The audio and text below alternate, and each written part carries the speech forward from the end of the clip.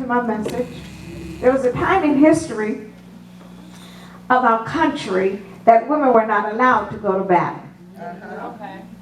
Women wanted to help in the time of war, so they gave them a name, WAC, Women's Army Corps of the U.S. Army. And their job was to administer aid to the men in the Army as nurses and whatever else they were assigned to do. Things have changed so much in the armed forces now because women are commanding ships, women on the front line, women are in the Marines, women are carrying weapons, and they are doing all the things that their male counterparts are doing. This raises the risk and the level of a woman when you are in battle.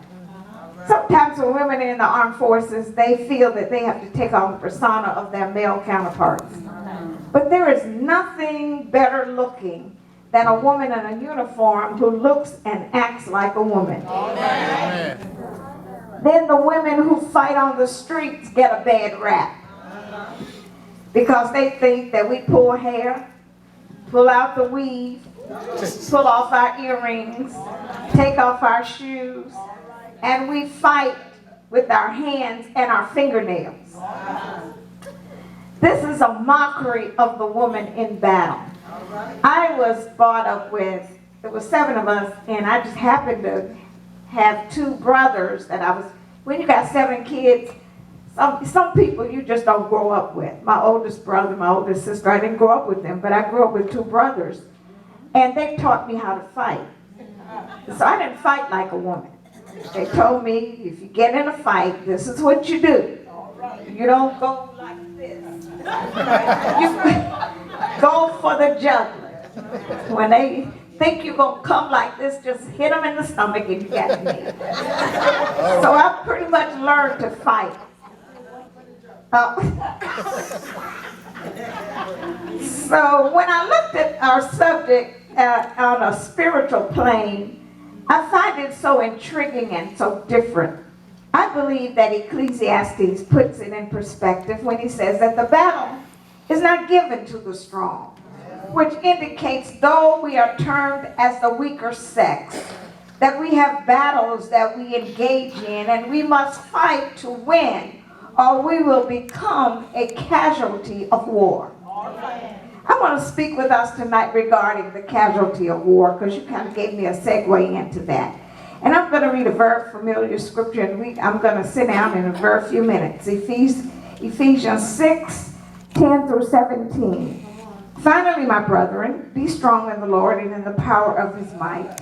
Put on the whole armor of God, that ye may be able to stand against the wiles of the devil. For we wrestle not against flesh and blood, but against principalities, against powers, against the rulers of the darkness of this world, against spiritual wickedness in high places. Wherefore, take unto you the whole armor of God, that ye may be able to stand in the evil day, and having done all to stand, stand therefore, having your loins girt about with truth, and having on the breastplate of righteousness, and your feet shod with the preparation of the gospel of peace. Above all, taking the shield of faith, wherewith ye shall be able to quench all the fiery darts of the wicked, and take the helmet of salvation and the sword of the Spirit, which is the word of God. And I'm going to stop there, all right? I've always been one to want to be the determining factor in the strategies of war. I never cared about fighting, but I wanted to be in the boardroom at the Pentagon or in the Oval Office at the White House, Mother Perry, to determine how to defeat the enemy. I wanted to be the one to plan the surprise attack. I wanted to participate in sending the information to the front line and letting the soldiers know that we're going to do this or we're going to do that so we can win this battle. So I suppose the Lord was preparing me in my spirit to fight the good fight of faith.